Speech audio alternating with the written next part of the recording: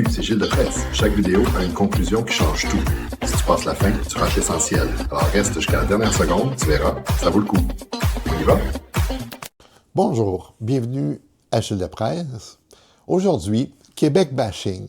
Histoire, racines, exemples et mécanismes de mépris persistants. On l'a tous vu déjà passer. Les Québécois sont des arriérés. Encore les BS du Québec. Le Québec vit au crochet du reste du pays. Les francophones sont fermés, intolérants, obsédés par leur langue.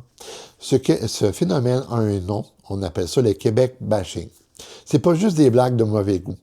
C'est un discours récurrent, structuré, qui revient dans les médias, la politique, les réseaux sociaux depuis des décennies.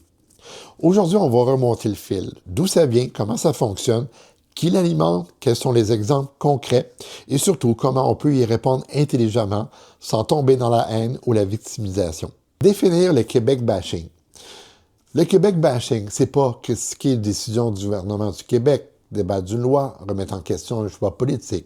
Ça, c'est normal, c'est sain, ça s'appelle la démocratie. Le Québec bashing, c'est autre chose. C'est quand on attaque un peuple au complet, quand on généralise, quand on réduit les Québécois à des clichés, paresseux, subventionnés, racistes, ingrats, arriérés, etc. C'est un discours qui nie la légitimité de la nation québécoise, ridiculise sa langue, sa culture, ses institutions, présente le Québec comme un problème, un fardeau, une anomalie. Et ça, c'est pas un débat d'idées, c'est une forme de mépris systématique. Pour comprendre le Québec bashing, il faut remonter loin. 1760, la conquête britannique. Les francophones deviennent une population conquise, tolérée, mais pas vraiment respectée. Pendant longtemps, le discours dominant dans l'Empire britannique puis au Canada anglais, c'est « les francophones sont arriérés, trop catholiques, pas assez modernes, pas assez productifs. Bref, paresseux. » Ce regard colonial va laisser une trace profonde. Les francophones sont vus comme un obstacle au projet impérial. Leur langue est perçue comme un problème. Leur existence politique est vue comme une anomalie. Le rapport Durham est l'idée d'un peuple sans avenir. En 1839, le rapport Durham, on y lit que les Canadiens français sont un peuple sans histoire et sans littérature. Traduction, un peuple sans grande valeur, sans culture digne de ce nom.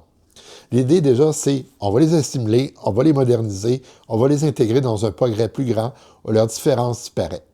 Ce mépris intellectuel va nourrir pendant des générations l'idée que les francophones sont inférieurs, arriérés, bloqueurs de progrès. On retrouve encore aujourd'hui les échos de ce discours dans certains commentaires sur le Québec, qui vient surtout du Canada anglais. Confédération, minorisation et tension. 1867. La Confédération.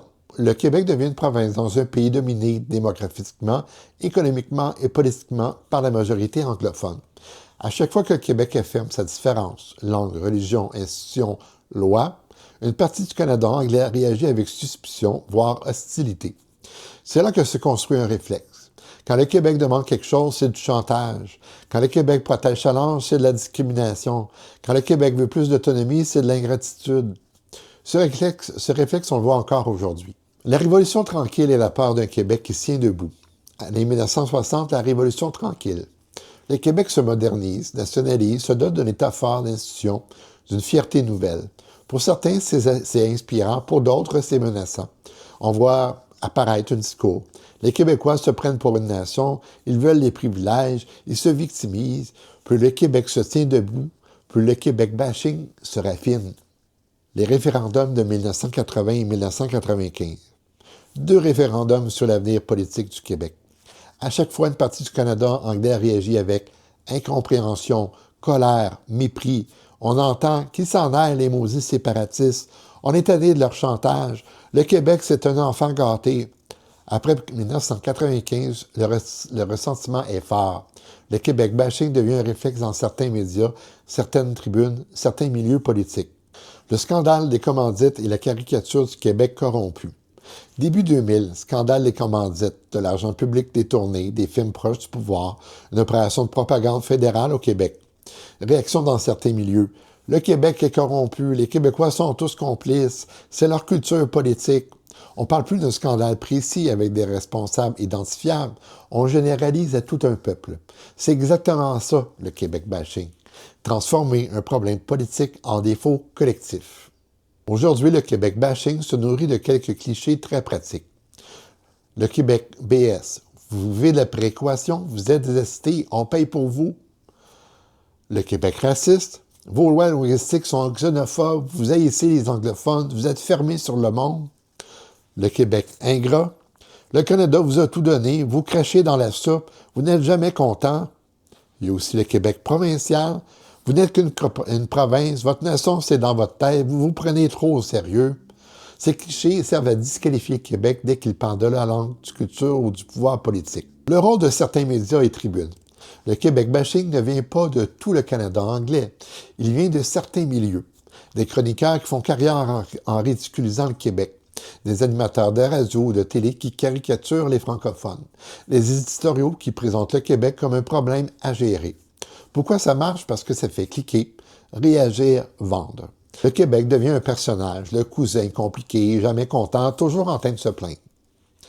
Les réseaux sociaux, amplificateurs de mépris.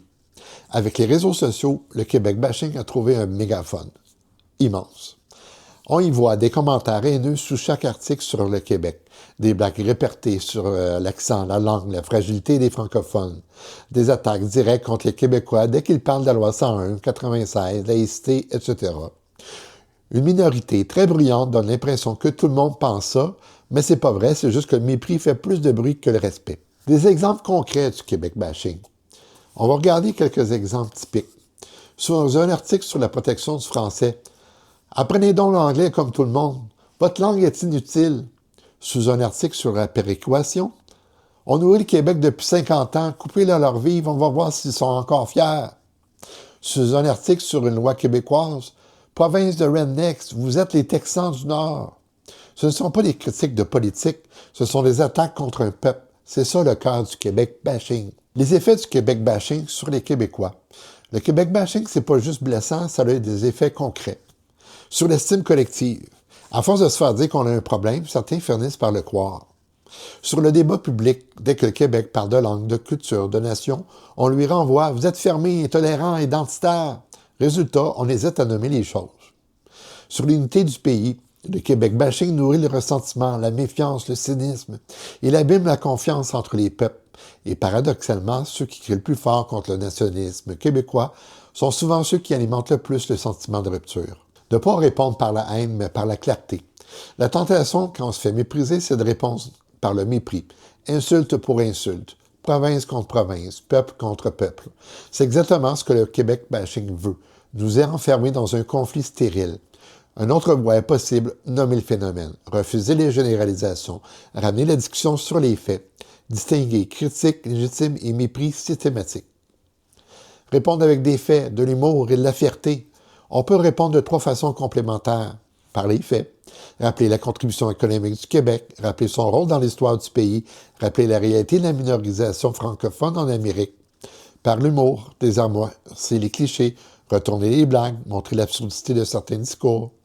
Par la fierté tranquille, assumer notre langue, assumer notre culture, assumer notre volonté de durer. Le but, c'est pas de convaincre chaque troll sur Facebook. Le but, c'est de parler à la majorité silencieuse, celle qui est capable de nuances, celle qui peut comprendre que défendre le Québec, c'est pas haïr les autres. En conclusion, le Québec bashing ne disparaîtrait pas demain matin. Mais on peut arrêter de le subir en silence. En connaissant son histoire, en comprenant ses mécanismes, en reconnaissant ses effets, on devient capable de le nommer, de le dénoncer, sans tomber dans la haine ni la victimisation. Le Québec n'est pas parfait. Aucune société ne l'est. Mais il a le droit, comme n'importe quel peuple, à la dignité, au respect, à la nuance. Et ça commence chaque fois qu'on refuse de laisser passer une généralisation, un cliché, un mépris déguisé en blague. Le Québec bashing, c'est pas juste de l'humour. C'est un miroir de ce que certains refusent encore d'accepter. Qu'ici, il y a un peuple qui tient à sa langue, sa culture et à son avenir, et qui n'a pas l'intention de disparaître. C'était Gilles Depresse. Merci.